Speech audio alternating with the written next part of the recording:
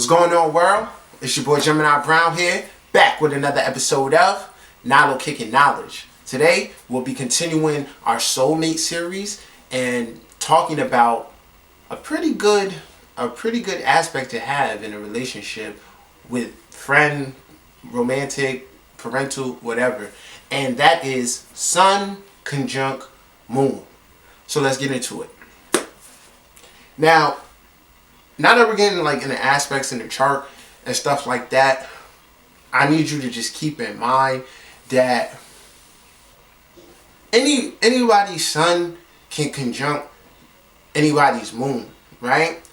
But keep in mind with this whole topic of soulmates that we're really talking, not people that you run into, like, oh, we were really close, or whatever, for like 2 weeks. Now I'm talking about real relationships. Remember, like friendships or whatever that taught you some type of lesson, where once that relationship was over, or because of that relationship, you are a particular way now. You walked away with wisdom or knowledge or whatever. All right. So the next part about this, like especially when we're discussing things like conjunctions and the squares and all that, we really want to look into the orbs on the degrees to see just how intense this thing is, or how real it is, how much synergy there really is. So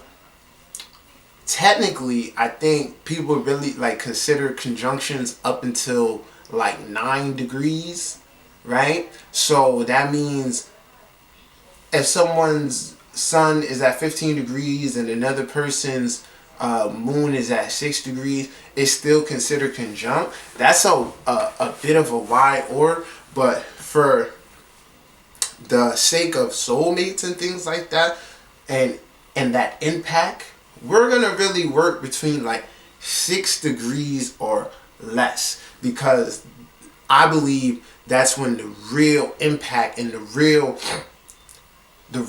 compatibility of the energy is felt. All right. So what happens when someone's sun conjunct someone's moon? Well, this is like natural attraction on both sides.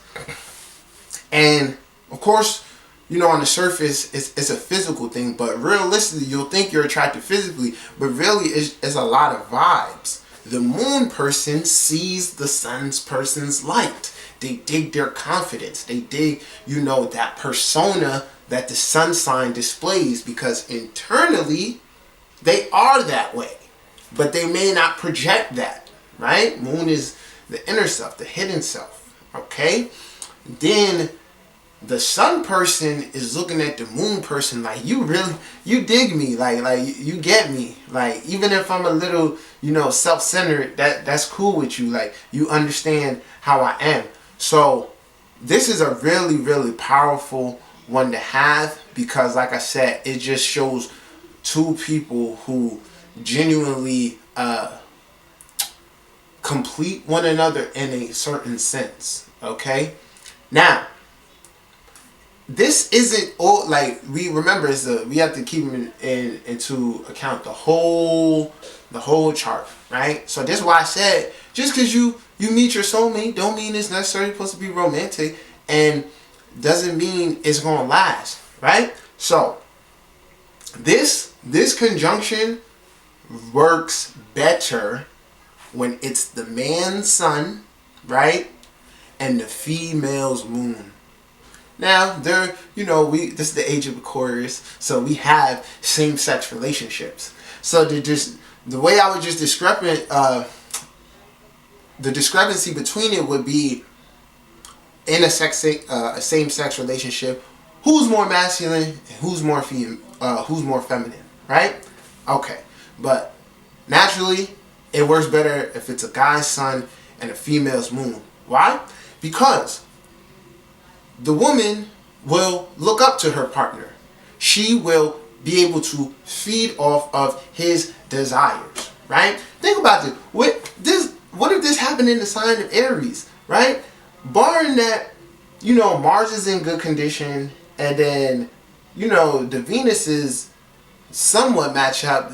These people could have a lot of fun together, right? They could get a lot of things accomplished. Well, yeah, barring that one, you know, has some earth and stuff to ground that Aries energy.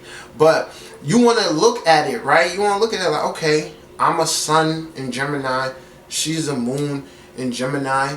You know, what are we gonna do together? And ultimately, it'll be defined by those things of the sign. So a Gemini combination like this is going to seek to learn as much as possible and be. They'll be that couple. They'll be that couple that is, you know, they tell each other everything, right? Each other's their friends gossip, you know, so on and so forth, and then it's good because, like I said, with the when it's a female, she's more receptive to what the male wants to do. So if he says, you know, let's go to a museum, even if like she's not overly intellectual, she's like, well, I respect him and I think, you know, like I'll follow his lead, and it's just a natural cooperation. Very similar to like sun trine sun, but basically here the male and female roles are much more defined. Okay. Reason like so. Don't get me wrong.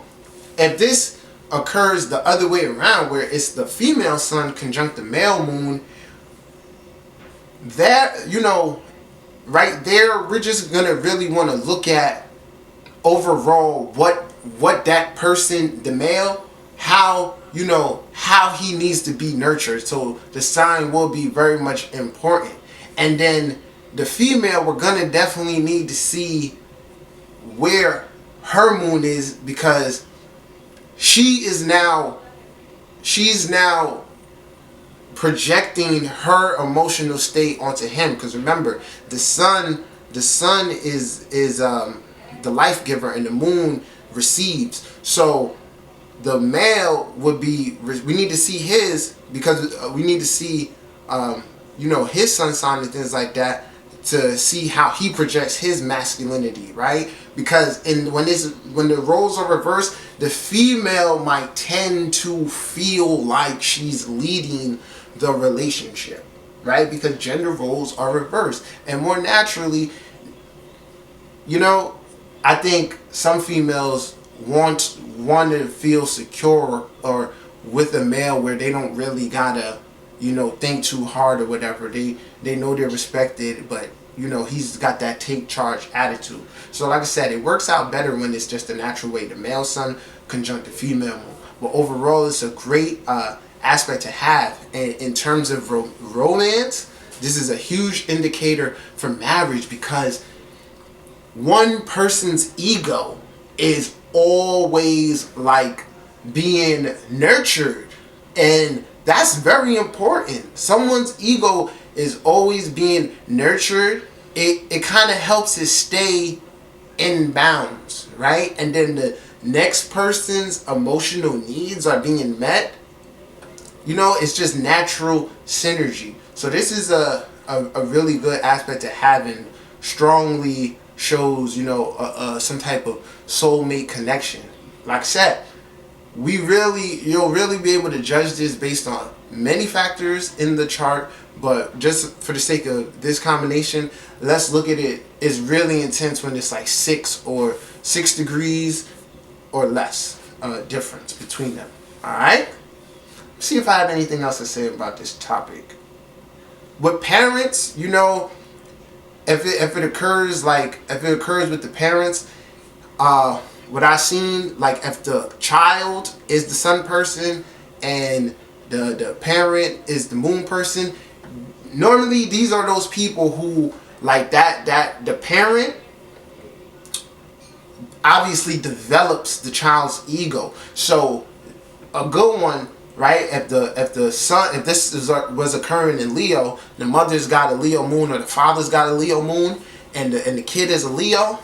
This could be one of those kids that, you know, hit the stage from early on. Like the parent knows, like, okay, I know how to develop you. You like performing, you know, you like being center of attention. Cool, there's outlets for that. So How it's gonna work out is basically, you know, what's going on with the sign, and we can never forget, we got to check the depositor for the sign. All right, so if this is happening, if this is happening in Aries, we need to see where Mars is, right? Where Mars is in both charts. Now, that's going to tell us, in like a romantic sense, all around sense, but in a romantic sense, it'll be able to show longevity. All right.